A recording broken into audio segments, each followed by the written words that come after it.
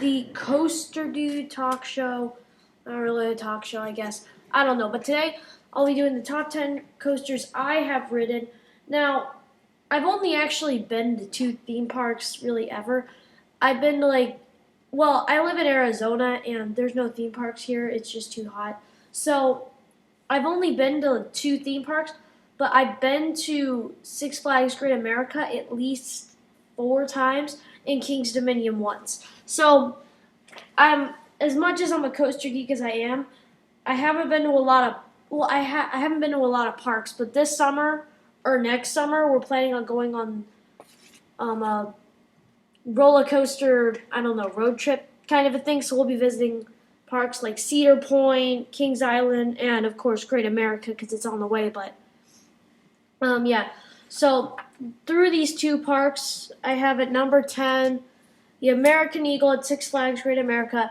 I should have put this at number 9, but I guess I didn't. The American Eagle is a really fun ride, and normally the line isn't long. I've only been in the line once where it was long and you only had to wait like 20 minutes. It's a shaky ride, but it's really cool because you go like under all the wood. You go when you go down that first drop, you go underneath the other track crossing over, so it's really cool and you can't really see the drops coming next. So it's really cool. It's a long ride too. So, and there's not a lot of breaks either. And yeah. So that's for number 10. Number 9 is Grizzly. I should have put this at number 10, but for some reason I put it at 9. It is at King's Dominion. I've only ridden it once, but it was pretty cool. I remember putting our hands up and then all of a sudden having to suddenly scratch them back down as the tunnel came up, and we could pretty much almost touch the tunnel because it was so close. So it's kind of an unsafe part of the ride, but it's pretty cool. But it does make a lot of noise, though, a kind of creepy noises when you go up that second hill and you make that turn. It makes this weird scratching noise, and it didn't really freak me out, but it's kind of annoying because if you have sensitive ears, it kind of hurts. So other than that, the ride is pretty cool. And yeah, it's number 9. So number 8, I have Superman, Six Flags Great America. I have only ridden this ride once because I guess I really didn't know it was there. Because the last time I was there was like a couple years ago when I was a coaster geek and stuff, and the other years I was just a little kid. So I'd only ridden it once. I hadn't even know it was there, and it was. So it's really cool. You go on the. I treat it kind of like a loop where you go down that first drop and then you go. What it looks like. It doesn't look like a loop, but it really does feel like one, and it's really cool.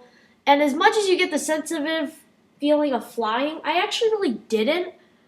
People think, oh, you feel like you're flying. Well, it kind of does, but when you're strapped into all this stuff, it's kind of hard to picture it. If you were on like a bungee jump, sure, that would feel like, well, not really flying, but sort of or like those bungee swings where you pull the cord and you start swinging.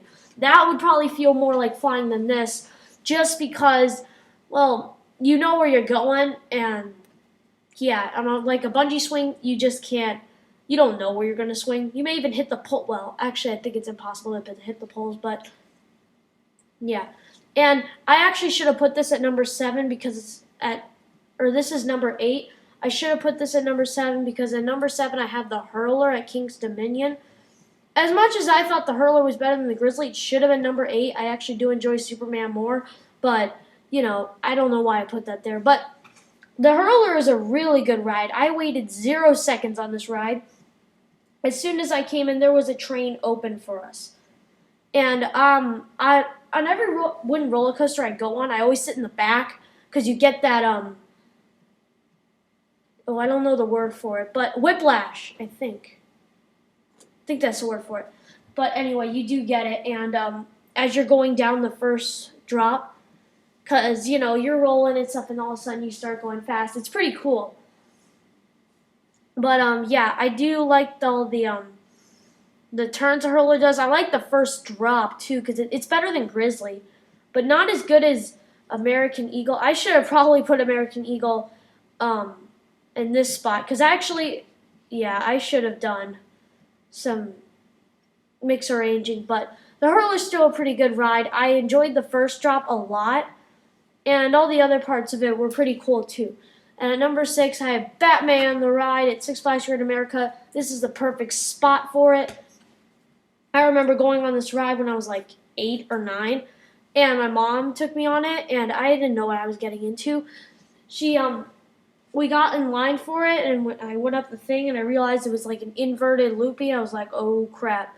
But then when I went down and did all the inversions and stuff, it was a really cool ride. And I enjoy inverted rides a lot. They're pretty cool. They actually make me feel like I'm kind of flying, but I do love the twist in an inverted coaster more because it is floorless, like a floorless coaster. I like the floorless coaster because there's nothing below you, so you can feel the wind. It's really cool. And that was number 6. And number 5, I have the Raging Bull at Six Flags Great America.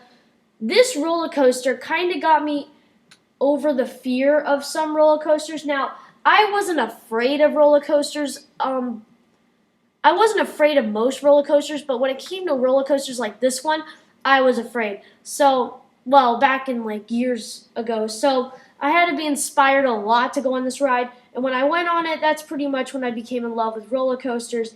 And here I am now. So now I'm not afraid of coasters anymore. I've gone on many of them without any fear anymore because after going on this one, it kind of just changed it all. So it is a really cool ride. Don't want to say really.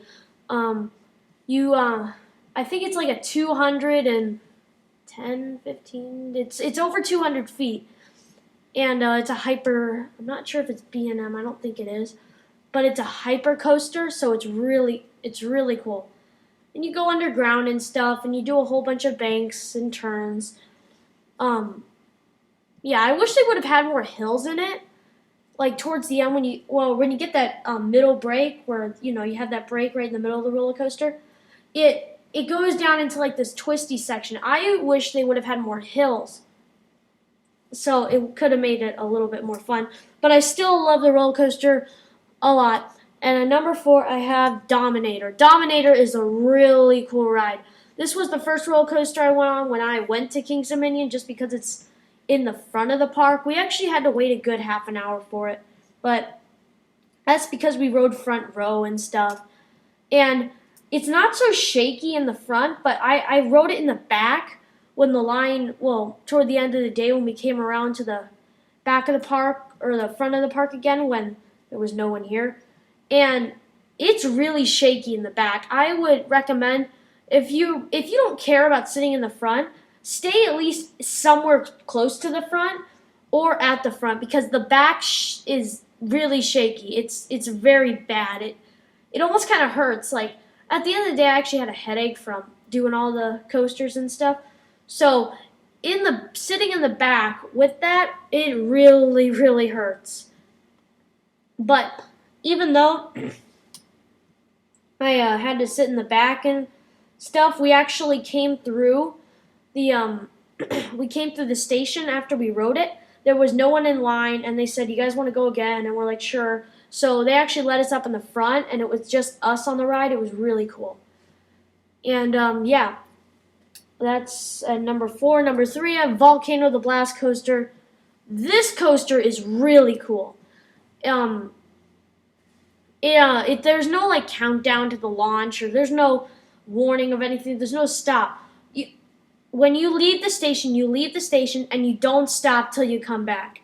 As you go into the launch segment, you just don't know it. You're just rolling. You think you're going to stop and wait for launch, but no, it just launches you immediately. And you do a little helix upward, and you go back into the volcano and come out in an inverted quarter loop into a inverted corkscrew and around the volcano doing some twists. Yeah. And then at the end of the coaster, you swoop down back into the volcano. And, yeah, you're inside the volcano. It's actually pretty cool inside the volcano. It's like a well, obviously it's not a real volcano, so you're not going to see mountain pieces or anything. Inside there, it's just like there's concrete on the ground. They have like storage stuff from all the rides and stuff. So it's not that special inside, but yeah, it's the only coaster in the world where you come out of a volcano. This is not the only coaster in the world with a volcano in it. There are, I'm not sure how many, but I know there is a couple other ones with a volcano, but this is the only one where you come out of the volcano. This is the only coaster in the world where you come out of the volcano, or out the top. So that was number 3. And then number 2 is X-Flight at Six Flags Great America. This was a real, I gotta stop saying really. This was a great ride. We when we got to the park, they let us in early, and we immediately got in line. At first, I thought it was like a huge line. We actually only waited 10 minutes to get on the ride, and this was when I still wasn't really a coaster person, but so I didn't know how the coaster went. So when we got there, I could see all the inversions and stuff, and it looked really cool. And it was. At the beginning, you do a twist, and you go down into a half loop, and over into a 0G roll, and around a bank, and then you go down, swoop out down by this river or this lake. Normally, by the lake, there's mist and maybe water that shoots out. Well, apparently the day I went, they didn't have all the mist and stuff, so I didn't know they did that, but they did, and I was kind of sad about it because I kind of wanted to get all the mist and stuff. But I went on that ride twice in that day, and each time the line was only like 10 minutes, so it was really cool. And we did ride it the year it did come out, just later in the season, like July or something. And that was number 2. Now, number 1, you're probably going to disagree with me, but I say it is the coolest ride I have ever ridden, and that is the Flight of Fear. Now, it's, okay, you're probably thinking, really, what, why? Well, I like indoor rides you can't see, rides where you don't expect anything. And in this ride, it's pretty much what I'm asking for. You go inside the spaghetti bowl, and you go up into a cobra roll. I didn't even realize it was a cobra roll until I rode it. Now, the line for this coaster was not even a minute, at least 30 seconds. Well, that's all we waited to get front row too, 30 seconds. I did ride it front row. And it's you don't realize what inversions you're doing. At first I did realize we were going into a cobra roll, and then you go into a half cobra roll, which is I didn't even realize till I watched more videos afterward.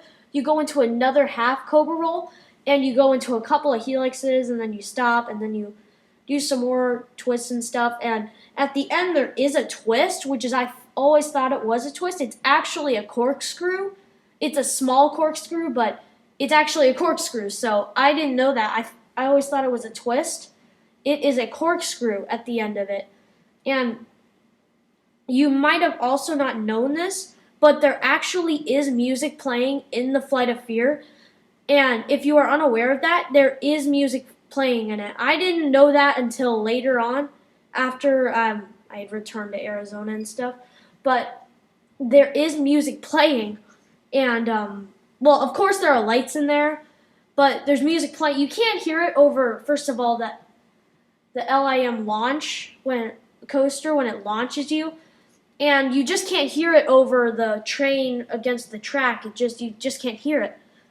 But there is music playing. It's not, it's like da da da yeah yeah, all of that, action stuff, but it is there. So these are my top 10 roller coasters that I've ridden. This summer, I know I am going to Cedar Point. So gonna ride like Top Thrill Dragster and Millennium Force, and I'm looking forward to that.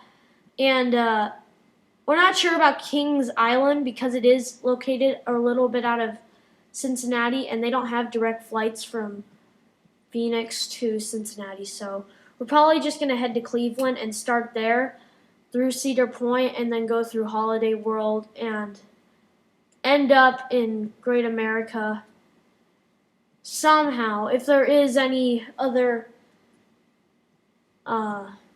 amusement park in that area that we are trying to look for. So that is my top 10. Please subscribe if you enjoy my videos. I am trying, just making more out of the blue. So it's pretty fun. Alright, well, thank you for watching, and please subscribe, and yeah.